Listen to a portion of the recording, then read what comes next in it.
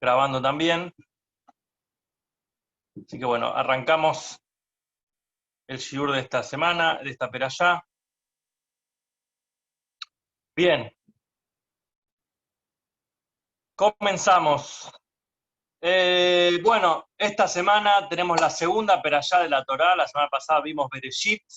Estamos en el primer libro de la Torá, en la segunda perashá, y como dijimos la vez pasada, son perashiot, son partes de la Torá muy llenas de información, llenos de reflexiones útiles y que tienen que ver con cómo lo aplicamos, cómo lo interpretamos también nosotros para nuestra vida, ¿no? Así que, bueno, un poquito esto vamos a comenzar. Estamos en el libro de Bereshit, estamos en la playa de Noaj, y justamente habla la historia del diluvio, el famoso diluvio, la preparación de esa generación que la gente se había corrompido y de alguna manera Shem también se sintió, entre comillas, frustrado por lo que había creado y decidió darle un baño al mundo y una purificación, que esto fue el momento de la mikve, del Mabul, que es el diluvio. Llovió durante muchísimo tiempo, la tierra se inundó y sobrevivió Noaj y su familia. Algo interesante que nosotros vemos en esta historia de Noaj, que dice que una vez que Noaj salió del arca, una vez que Noaj salió y él había estado ahí adentro con todos los animales, rescató un animal de cada especie, y de las especies que ayer habían dos animales, perdón, siete parejas de animales para poder después hacer los korbanot. Entonces hay algo muy interesante que nosotros vemos sobre esta historia de Noaj, que le dice el Midrash que en mérito de los animales fue rescatado Noaj. Como nosotros decimos en el Teilim, hay un versículo que dice Behemot, también por los animales.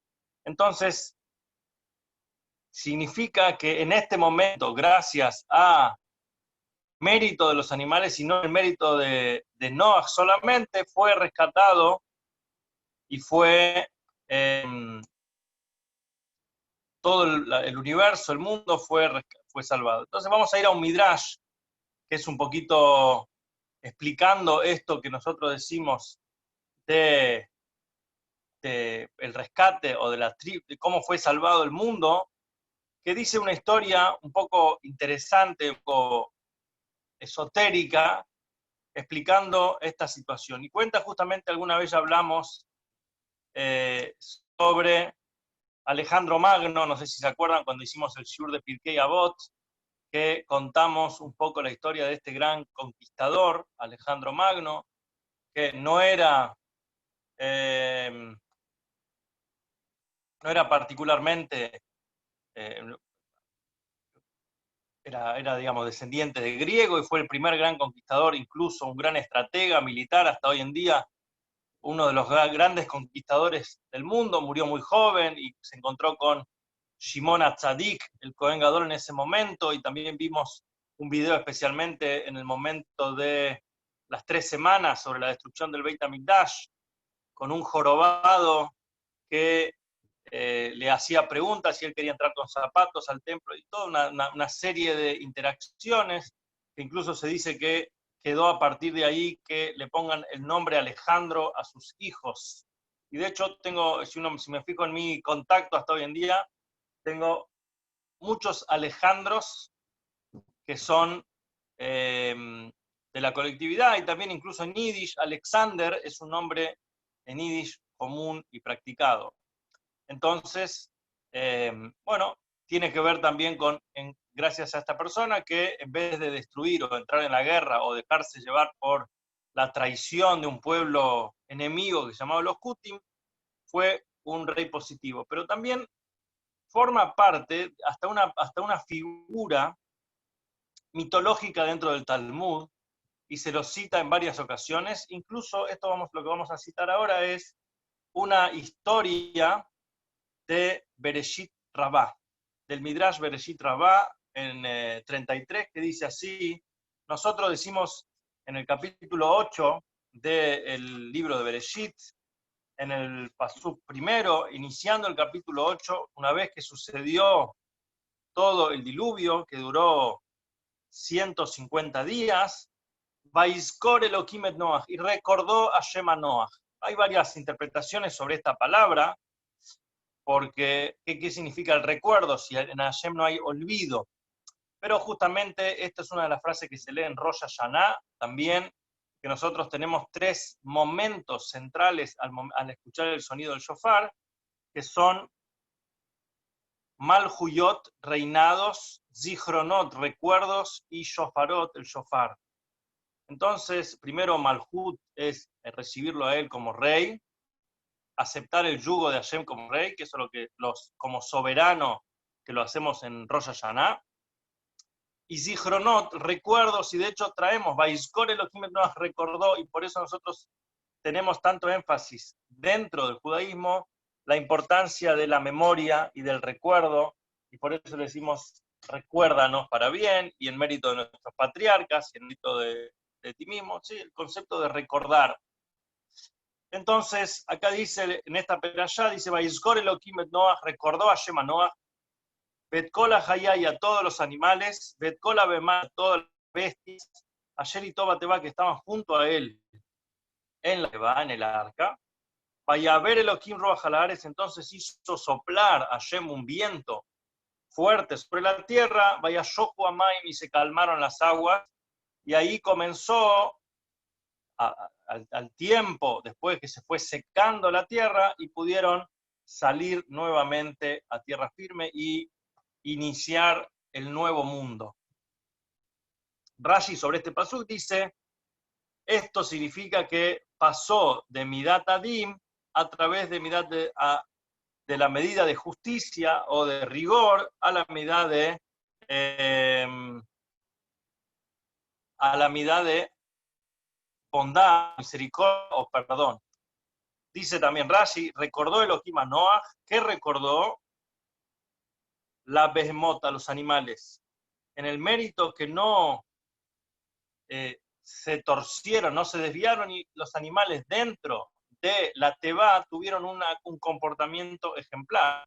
Porque imagínense, tantos animales encerrados durante tanto tiempo y no podían reproducirse también durante ese tiempo, y tampoco podían maltratarse entre ellos. O sea, si no había tanto espacio para el león y para la oveja, y por eso incluso la mística, la Kabbalah, habla del estado en el cual se encontraban Noah, su familia y los animales conviviendo todos juntos en el arca, como una etapa, como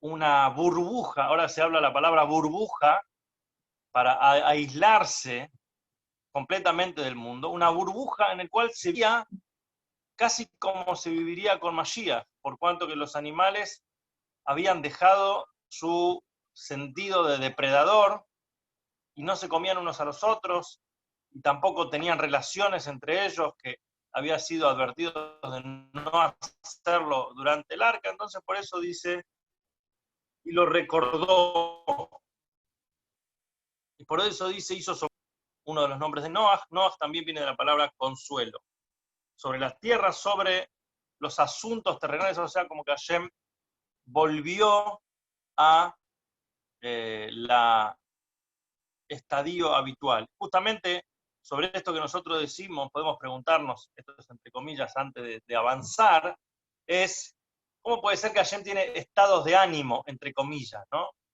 Estaba enojado, se frustró y después se alegró. Entonces, una vez una mujer de la aristocracia romana le preguntó esta pregunta a Rabí Yoshua, ¿Qué quiere decir que Hashem se entristeció? ¿Qué quiere decir que Hashem estaba triste de lo que había pasado? ¿Acaso Hashem tiene sentimientos? Y segundo, si Hashem sabe todo lo que va a pasar en el futuro, entonces debería no haberlo creado. No es como unas personas que uno dice, bueno, tenía mucha confianza en un amigo y después me estafó, me traicionó y ahora me siento mal. De un principio, vos tenés, si yo supiera el futuro, entonces lo podría hacer, pero justamente él le contestó, Rabbi Yoshua, le dice, ¿vos tenés hijos? Y le dijo, sí, Rabbi Yoshua Ben Korja. Entonces le dijo, sí, ¿y vos te alegrás cuando nace tu hijo? Le dijo, claramente, ¿cómo no me voy a poner contento que nace mi hijo? Pero le dijo Rabbi Yoshua, ¿por qué te alegrás?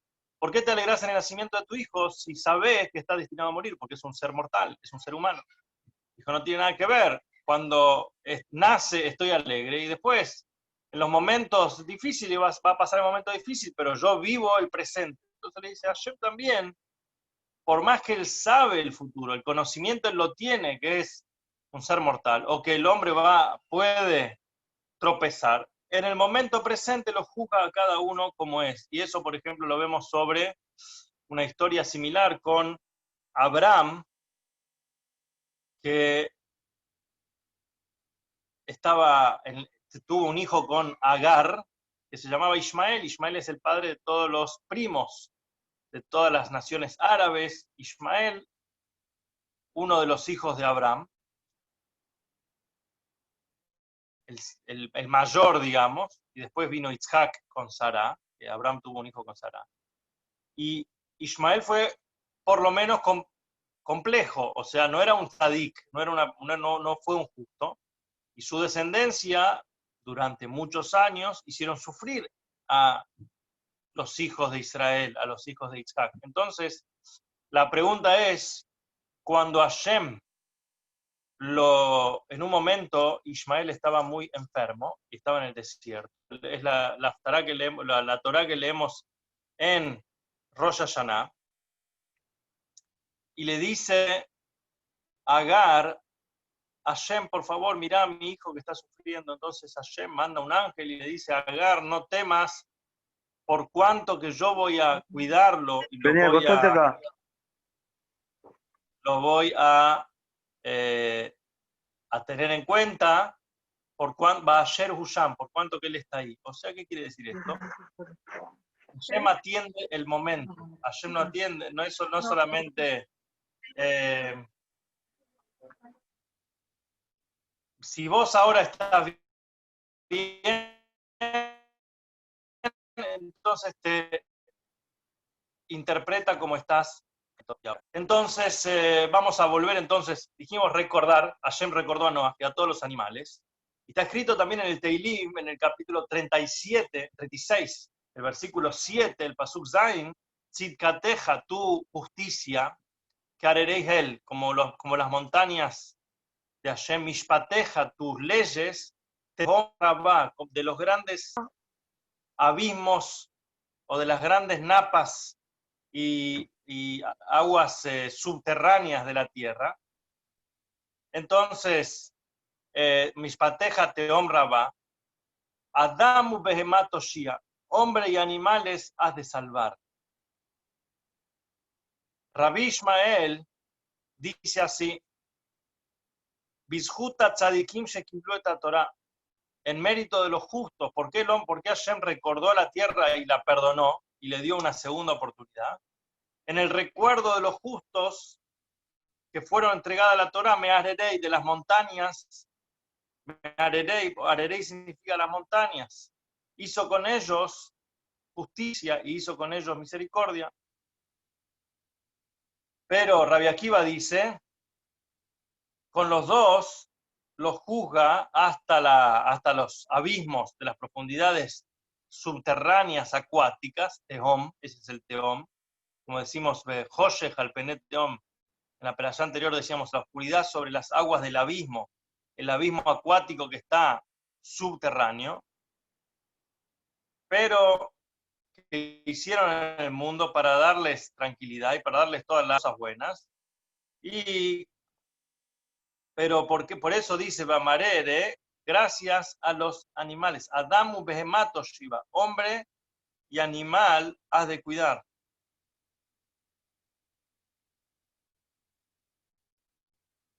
Entonces, pobre, así como, entonces, dice así, Rabbi Yoshua ben Levi, en una vez,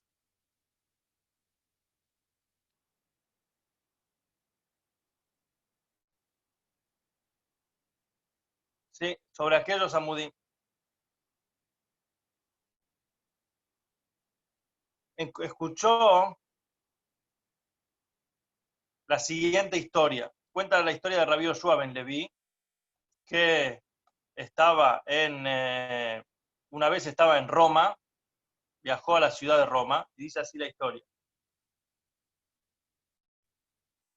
Eh, Estaba en la ciudad de Roma y encontró un hombre que estaba sentado en el basural, en una zona casi destruida, y le dijo el pasuk este, Mishpat Hombraba, tus leyes de los abismos grandes. Alejandro Magno, entonces dijo una vez, cuenta la siguiente fábula, la siguiente historia, anécdota o historia. Alejandro Magno en una ocasión llegó a un reinado muy lejano que se llamaba el espacio de Catia, el país Catia.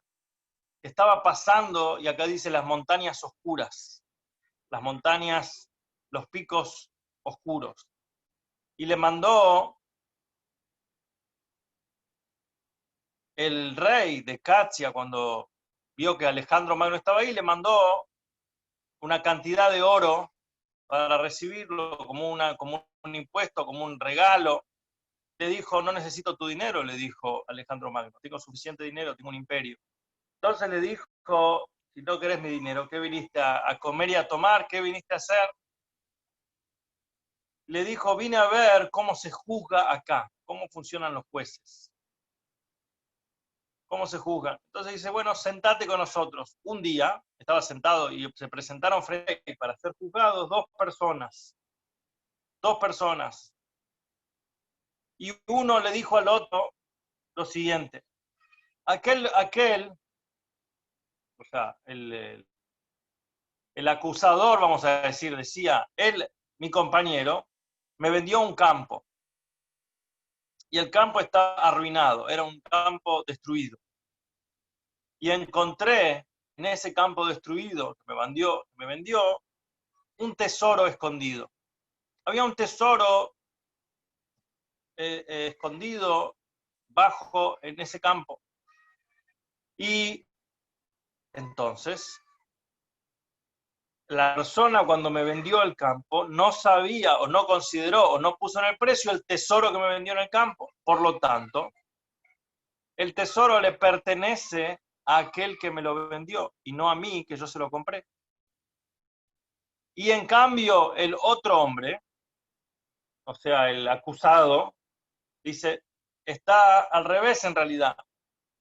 Cuando yo vendí el campo, lo vendí completo y por más que el tesoro estaba dentro, el tesoro se lo merece el que lo compró.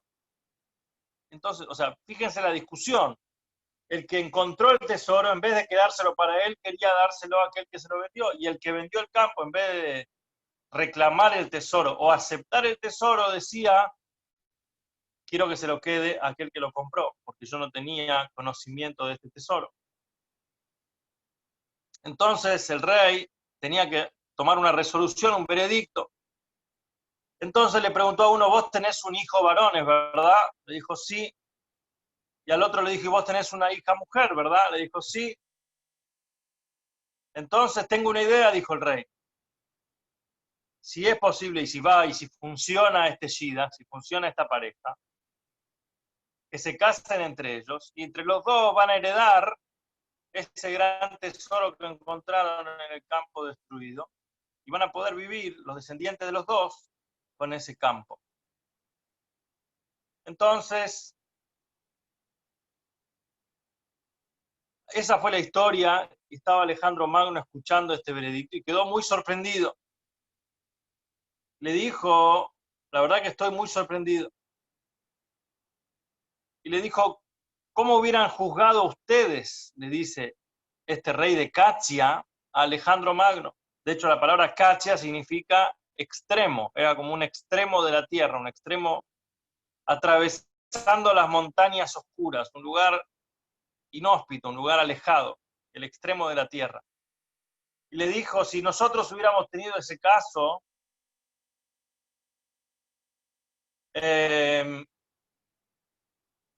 hubiera sido lo siguiente.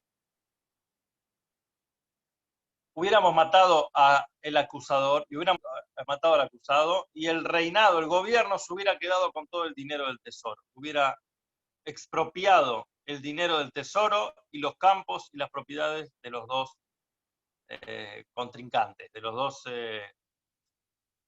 personas que se presentaron en el juicio. Entonces el rey le siguió diciendo, este rey de Catia le dijo, ¿ustedes tienen lluvia en su lugar donde ustedes viven, en Macedonia? Le dijo, sí, claro. Y le dijo, ¿tienen un sol también que ilumina a la tierra? Le dijo, sí, claro. Le dijo, ¿tienen ustedes en la ciudad plantaciones y campos? Le dijo, sí, claro. Entonces, sépanlo, le dice este rey de Catia, que todo eso que ustedes tienen no es en mérito de las personas que viven ahí, sino es en el mérito de los animales que viven ahí. Como dice el pasuk en Teilim, que es el pasuk que dijimos, Adamu behemá toshia. Hombre y animal has de salvar a Hashem. Hombre en mérito del animal. Y como dice acá, dijo Rabí Yehuda bar Simón, dijo Hashem, la tzedakah que hice con Noaj en la Teba no la hice con él, Simo Tehom Rabba, no lo hice por el mérito de él solo, sino lo hice y recordó a Hashem Noaj y a todo el animal. O sea, recordó a Noaj junto a todo el animal, en mérito de los animales. Esta es la historia y este es el Midrash. El resultado primero que podemos decir de esta historia es que, y esto es muy común ver en internet y en comentarios populares, que la gente dice, más conozco a las personas, más quiero a mi perro. O sea, los animales tienen esa característica de ser inocentes, alegres, fieles, dóciles, no tiene maldad. Entonces, esto es un poquito el mensaje que le decía este rey de Catia. Acá en este lugar nosotros tenemos un sistema de valores en el cual uno buscaba el beneficio y el bienestar del otro. Y de hecho estaba dispuesto y lo llevó al otro a acusarlo, lo llevó a juicio para que acepte la renuncia del tesoro. Y el otro tampoco la quería aceptar. O sea, de alguna manera es el mundo del revés. Uno cuando mira a la sociedad, uno mira y dice, ¿qué hubiera hecho yo en esta situación? Y yo me lo hubiera quedado. Ni hablar en un caso de que hubiera sido un tema ilegal, pero si era completamente legal, mucho más que hubiera yo obrado de esa manera y no lo hubiera devuelto. Entonces, pero bueno, esto es lo que nos da el mensaje. En cambio, en el caso de Alejandro Magno, tenía una actitud de conquistador, una actitud, vamos a decir, de muy mundana, de decir,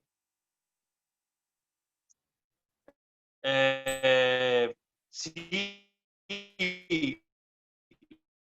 la puede agarrar, no solamente que no se lo queden ellos, sino que contrincantes de estos dos litigantes, solamente por ser tan naif, de ser tan inocente, de querer uno darle al otro, entonces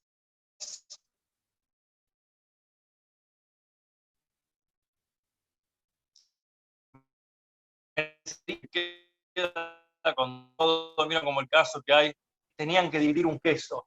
Entonces querían dividirlo en partes iguales. Entonces no tenía mejor idea que ir a lo del perro, que iba a ser el juez, digamos, entre ellos dos. Entonces,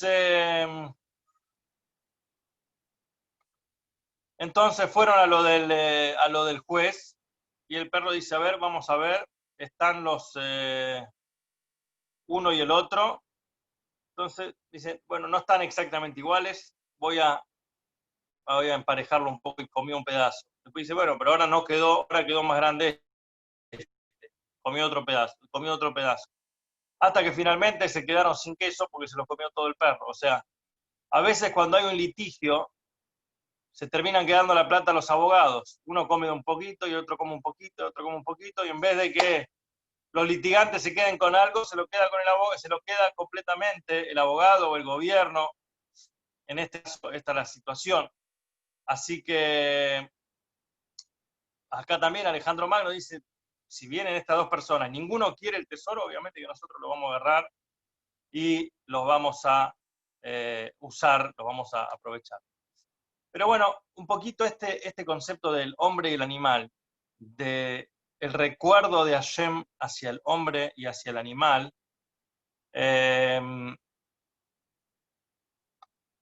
pensamos un poco en cómo podemos interpretarlo y qué podemos sacar en concreto de esta historia, de este Midrash con Alejandro Magno y con los dos reyes.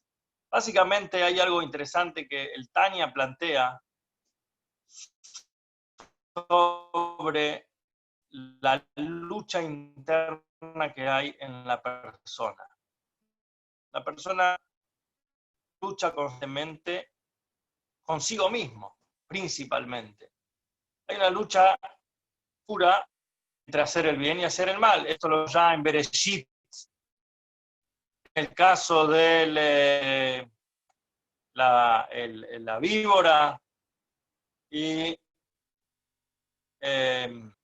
entre hacer el bien y hacer el mal. Entonces, el Tanya explica en los primeros capítulos que no hay que indignarse o sorprenderse tanto de la propia incoherencia propia, porque dice, de repente en un momento estoy en Yom Kippur, en un momento estoy con ánimos de rezar, con ánimo de avanzar, y pasa un rato y de repente estoy en la peor situación. ¿Cómo puede ser que sea tan bipolar? Entonces la respuesta es, tenés dos almas. No es una alma, tenés el alma divina y tenés el alma animal. El alma divina es altruista, principalmente. Es concentrada y enfocada en Dios, en el universo, no en sí mismo. Y el alma animal es, por definición, egoísta y egocéntrica. Todo gira alrededor de la necesidad fisiológica, el placer inmediato, instantáneo, y todo es sobrevivir y generar placer. Esto es el instinto animal, el instinto básico. Y hay una fricción entre estas dos almas, y el Tanya presenta esta fricción con un hermoso ejemplo de una ciudad. El hombre dice, el ser humano es como una pequeña ciudad. Irktana, una pequeña ciudad, en la cual hay dos reyes que tratan de conquistarla completamente. Hay dos ideologías, hay dos mentalidades. El rey viene a ser, no es solamente un acto casual, no es solamente una cuestión de impulso, no es solamente una cuestión de intuición, sino que hay dos reyes, dos grandes movimientos, entre comillas, políticos y de influencia que quieren tomar posesión de cada milímetro, de cada metro cuadrado de esa gran ciudad que es el ser humano.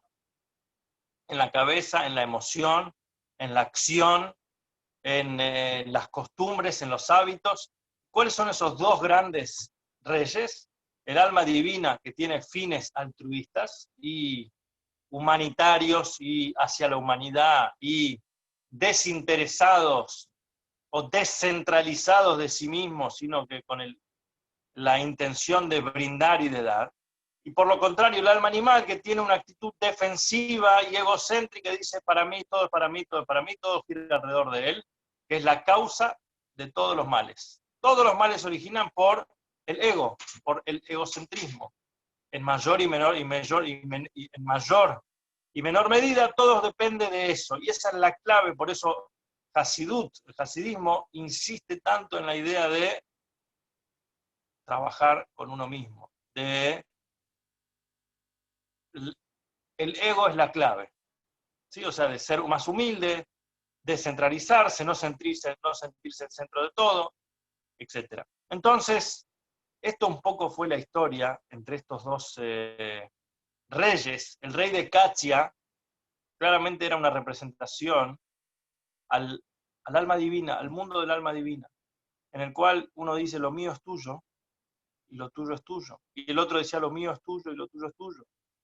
Por favor, usted primero, no, usted primero, en el cual, incluso en el Pirkei Avot nosotros decimos, el que dice lo mío es mío y lo tuyo es tuyo, es una medida intermedia y es la medida de Sodom, de Sodoma y Gomorra, o sea, la ley seca de la no colaboración y del egoísmo. El que dice lo mío es tuyo y lo tuyo es un hasid. Pero dice también, el que dice lo mío es tuyo y lo tuyo es mío, es un loco. Y acá de alguna manera uno decía lo mío es tuyo y el otro decía lo tuyo es mío. ¿Por qué? Porque no estamos acostumbrados a ese estilo. ¿Vieron cuando a veces hay una situación que nos descoloca? Por ejemplo, estamos en una discusión con alguien y le dice, bueno, tenés razón, Tomás, llévatelo. Y uno se siente peor de haber ganado la discusión que de haberla perdido. Como decía en varias charlas de pareja, la frase se dice, al tie tzodek, no tengas razón, tie jajam, sé sabio, sé inteligente. A veces el que gana la discusión es el que más pierde. A veces el que gana algo, el que toma algo del otro, pierde como persona y se siente mal. Y se siente... A veces vieron cuando hay una negociación y uno dice, bueno, tiro esta idea a ver si va. Y va, y después ves que el otro se queda sin nada y te agarra como cargo de conciencia y decís, pero podíamos haberlo compartido.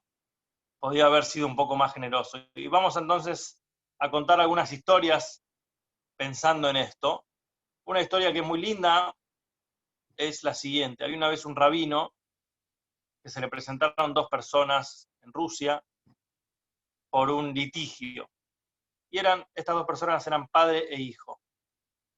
Tenían un problema, eran gente muy pobre y tenían un solo sobre todo abrigado para los dos.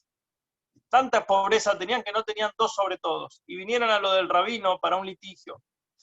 Entonces el padre, que era un hombre mayor, que se quedaba en la casa, le dice, rabino, soy un hombre mayor, a mi edad tengo que cuidarme la salud, tengo que protegerme del frío, entonces soy mayor de edad, soy mayor que él, yo merezco tener el abrigo. Y el hijo mantenía la casa, era el que iba a trabajar todo el día, y mantenía la casa y compraba los víveres y compraba la leña. Y dice, rabino, yo soy el que mantiene el hogar y soy más fundamental. Mi padre puede estar en casa, tal vez se puede, es verdad que hace frío, pero si mantiene cerrado un poco no es tan frío.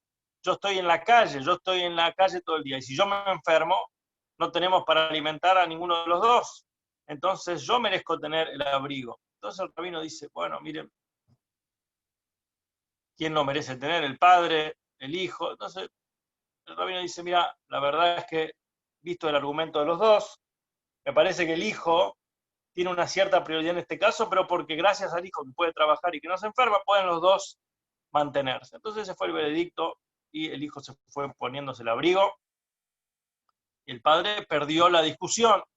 Pero cuando estaban caminando en la calle, ya corría viento frío y de repente el hijo ve a su padre temblando de frío caminando en la calle. El hijo dice, ¿qué tipo de persona soy? Por más que el rabino me dijo que yo tengo razón, yo no puedo ver a mi padre con frío. Le dice, papá, por favor, agarrá el abrigo vos. Y el hijo le dice, el padre le dice, no, el rabino dijo que vos tenés que tener el abrigo porque vos sos el que trabaja por los dos. Le dice, pero no, papá, yo no puedo permitir que vos estés caminando con frío. Empezaron a discutir de vuelta y el hijo le decía, vos tomá el abrigo, y el padre le dice, vos tomá el abrigo, y entonces no podían ponerse de acuerdo. Volvieron a lo del rabino. Rabino, de vuelta, somos los dos litigantes. ¿Qué pasó? Le dice esta vez, el padre le dice, mi hijo merece tener el abrigo, como usted dijo antes, él es el que trabaja, y ahora él se empecinó que me lo quiere dar a mí. Y el hijo le dice, no, pero yo no puedo dejar que mi padre tiemble de frío, él me crió, él me dio tanto en la vida, yo soy joven y si estoy trabajando y estoy en movimiento, voy a poder pasar el frío. En realidad, él, si se enferma, es mucho más grave, yo tengo fuerza de recuperarme, él merece tener el abrigo. Y el rabino dice, esperen un minuto. Y se va adentro, va de la oficina a su casa y vuelve con un hermoso abrigo, calentito, y dice, me acordé que tengo este abrigo que ya hace años que no lo uso, yo tengo otro que uso, y este era un abrigo viejo y lo tenía en el placar. La verdad es que les debe ir a ustedes el talle, se los quiero regalar, para que tengan dos abrigos y no tengan que compartir el sobre todo entre ustedes. Y bueno, todos contentos, había un abrigo para el padre, un abrigo para el hijo, y el rabino también pudo colaborar, pero de repente el padre le dice, la verdad que muchas gracias, rabino, no quiero que suene irrespetuoso lo que le voy a preguntar, pero ¿por qué cuando vinimos por segunda vez se acordó que tenía este abrigo y por qué no nos dio antes? Hubiéramos solucionado toda esta discusión antes de caminar y pasar frío, volver a discutir y volver a presentarnos. El rabino reflexionó un minuto y le dijo, miren, esto nos da un mensaje y esto es una enseñanza. Cuando ustedes vinieron antes, ¿en qué pensaba cada uno? En su egoísmo. Cada uno quería cuidar lo suyo. Entonces, como el padre quería lo suyo y el hijo cuidaba lo suyo, yo también cuidaba lo mío. Entonces, ni se me ocurrió en mi mente destrabar esta situación dando de parte mía. Cuando volvieron por segunda vez, cada uno estaba enfocado en ayudar al otro. El padre quería que el hijo lo tenga y el hijo quería que el padre lo tenga. Y me contagiaron ese entusiasmo. Yo dije, yo también quiero ayudar. Y se me ocurrió que tenía ese abrigo, inconscientemente. Pero este es el mensaje. A veces, como el rey de Catia y Alejandro Magno. Cuando uno piensa como Alejandro Magno, dice, si tenés la posibilidad de expropiar, de conquistar, de destruir, de avasallar, dale para adelante. Y el rey de Catia le dijo, ¿sabes cómo se juzga acá? Él se lo quería dar al otro. Y el otro se lo estaba sorprendido, era lo normal ahí. Esto quiere decir porque se movilizaba, el rey representaba el alma divina. En ese lugar, el lenguaje que se hacía, y de hecho Katia también viene de la palabra Ketz. Ketz significa el fin de los tiempos. O sea que vivían en la época de Mashiach, en el cual uno es desinteresado y está dispuesto a dar al prójimo todo lo que tiene. Y esto es un aspecto transformador en las cosas. Cuando uno tiene ese don, esa apertura, esa vulnerabilidad de decir, a veces la sociedad nos lleva y el entorno y la educación y la preservación nos lleva a ser egoístas, pero no estamos felices, no estamos contentos. Y a veces, como dijimos antes, ganás la discusión pero perdés más. Y a veces actuamos, la verdad que podría haberle sacado algo más, pero podría haber encontrado a alguien que me hacía un poco mejor precio. Pero sí, soy un poco inocente, le pagué más a esta persona porque sé que necesita parnasá, sé que necesita sustento. Podría haber empezado a pensar si el pobre merecía que yo le dé de acá o no, y tal vez no merece. Pero ¿quién soy yo para juzgar? Y te voy a dar un poco más. Pero cuando dice, hay una tomada de pelo, pero permisiva.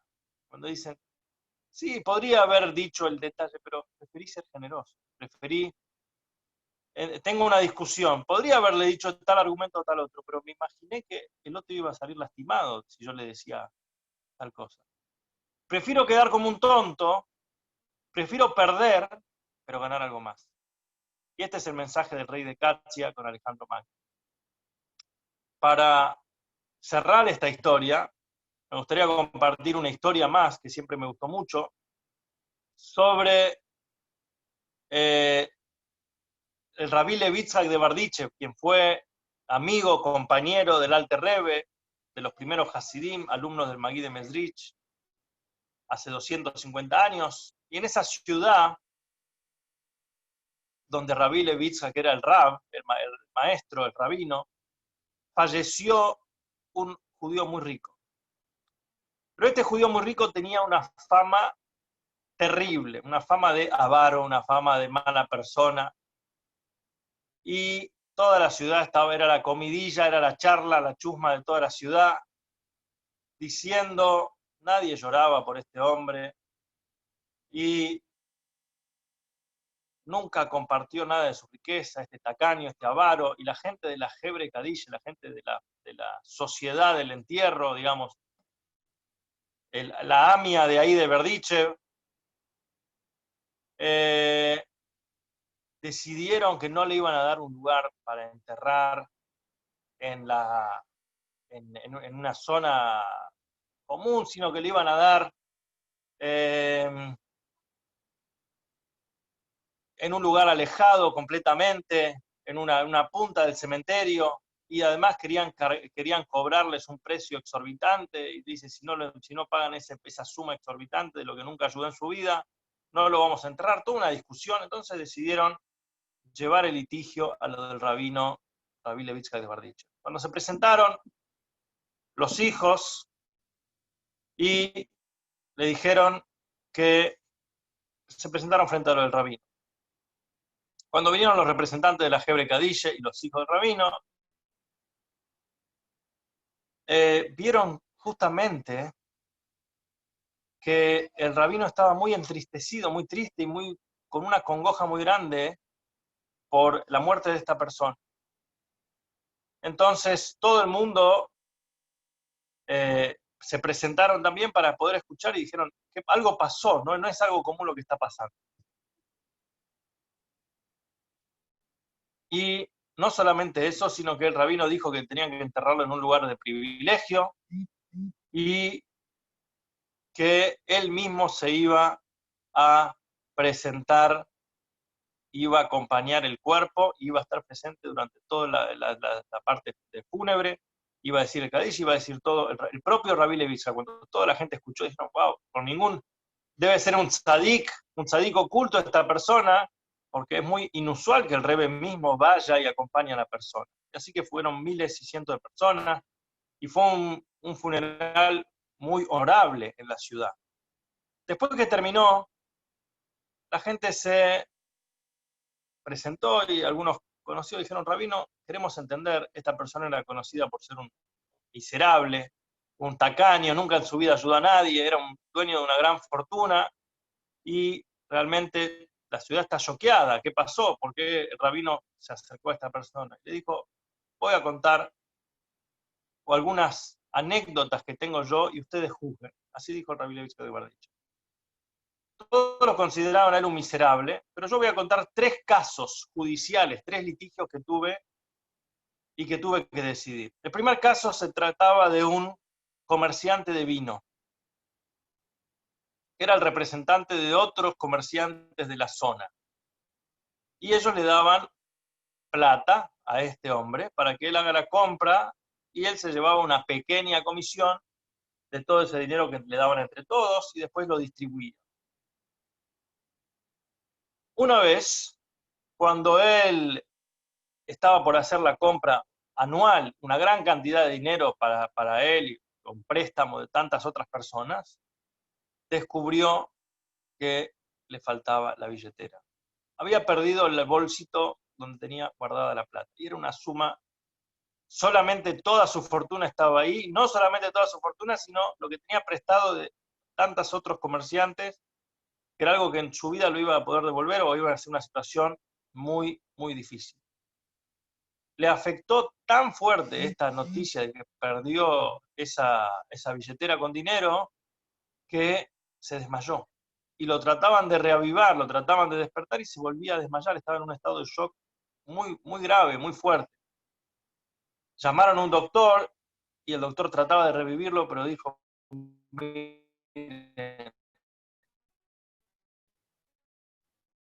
este hombre está con una crisis, con un pico de angustia, incluso salvándole la vida es que aparezca el dinero, porque está muy mal.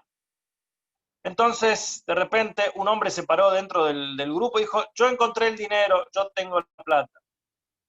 Enseguida el hombre se revivió, dijo, bueno, vamos, y le devolvieron todo el dinero.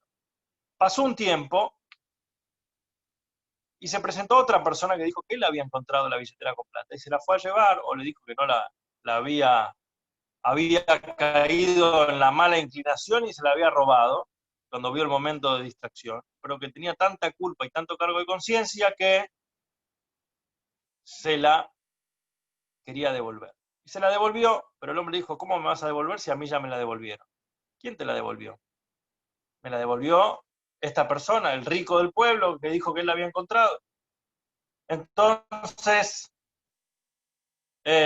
cuando encontró que quería devolverle, cuando le devolvieron la plata, fue a lo de este hombre rico y le dijo, mirá, la verdad, te quiero devolver el dinero porque lo que hiciste. Le dijo, no, de ninguna manera, yo no voy a aceptar tu dinero. Yo no quiero comprometer la mitzvah de ayudar a una persona y salvarle la vida o de ayudarlo, y mi decisión fue, yo lo hice por mitzvah, y vinieron los dos a un litigio hacia mí, dijo el Rabbi Levitz Hagevardich. Y estudié el caso, y el hombre dice, yo lo hice para salvar una vida, y lo dice de todo corazón. Yo dije, él está, cuando vinieron con ese argumento, yo dije, él está en sus derechos de no aceptar el dinero, y así fue. Al final el hombre rico hizo esa donación, pagó de su bolsillo todo ese dinero, y no aceptó recibir la plata después. El segundo juicio que tuve fue algo similar. Alguien había recibido ayuda, muchísima ayuda de esta persona, y quería devolverle el dinero. Pero en este caso, había un hombre que era muy pobre. Y la esposa todo el día le decía, tenés que conseguir plata, conseguir un trabajo, conseguir plata, conseguir un trabajo.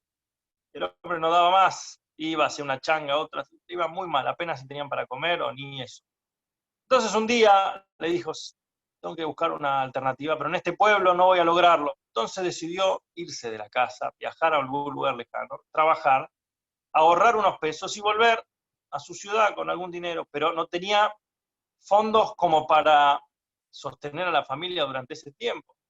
Entonces fue a lo de la esposa y le dijo, mirá, ¿viste el rico del pueblo? Me contrató, me manda a hacer un viaje de negocios, yo voy a trabajar para él y vos andá todos los jueves y él te va a dar el sueldo que me comprometió. Bueno, la esposa dice, bueno, qué bueno, encontraste por fin un trabajo, buen viaje, y el hombre se viajó y se fue, y estuvo fuera de la ciudad, en esa época no había teléfono, WhatsApp, años o varios meses, largos meses o casi años.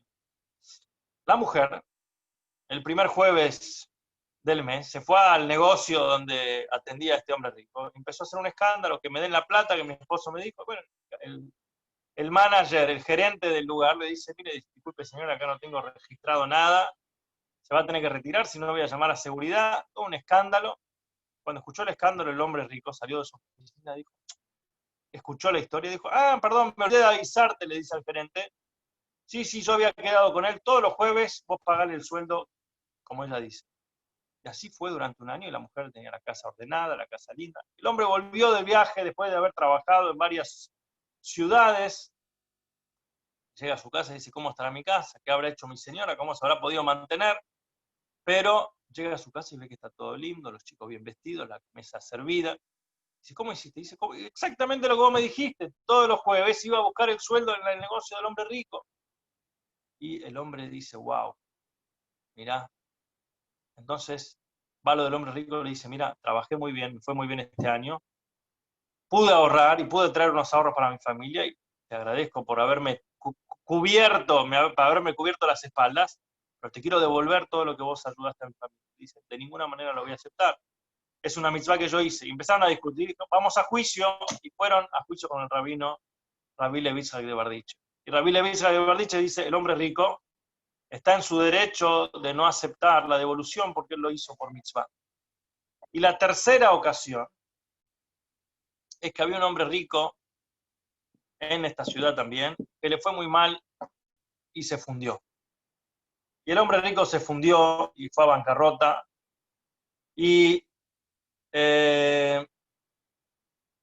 Estaba muy mal, pero tenía esperanza de poder reflotar el negocio. Necesitaba pedir prestado dinero, una gran cantidad de dinero. Y se acercó a este hombre rico y le pidió un préstamo. Y un préstamo, una suma importante de dinero. Y el hombre rico se la dio y le dice, bueno, ¿no querés garantía? ¿Quién va a ser tu garante? Le preguntó.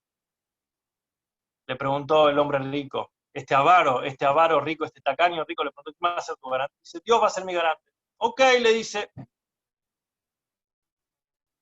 ese es un buen garante. Que Dios te lo, bueno, que Dios te lo pague, ese va a ser tu garante. Así fue.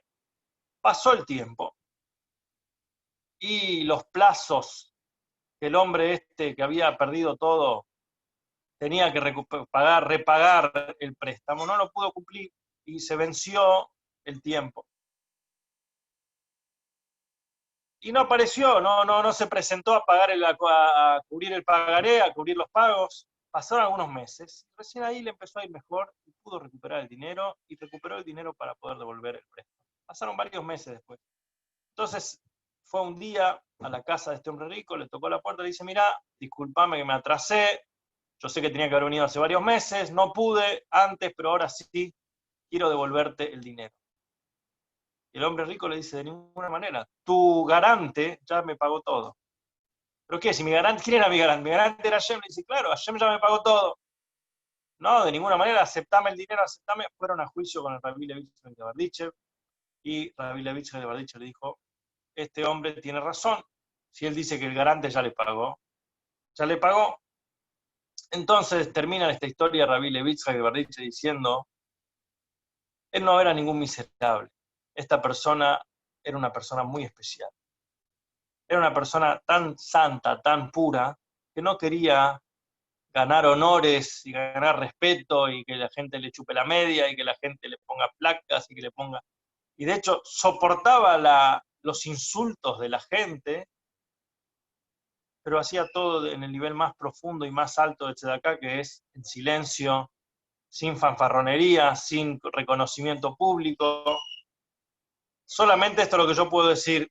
Así como este hombre se presentó en mi juzgado, en mi tribunal, en estas 3 ocasiones, seguramente que estas mitzvot van a ser testigos para él en el mundo por venir.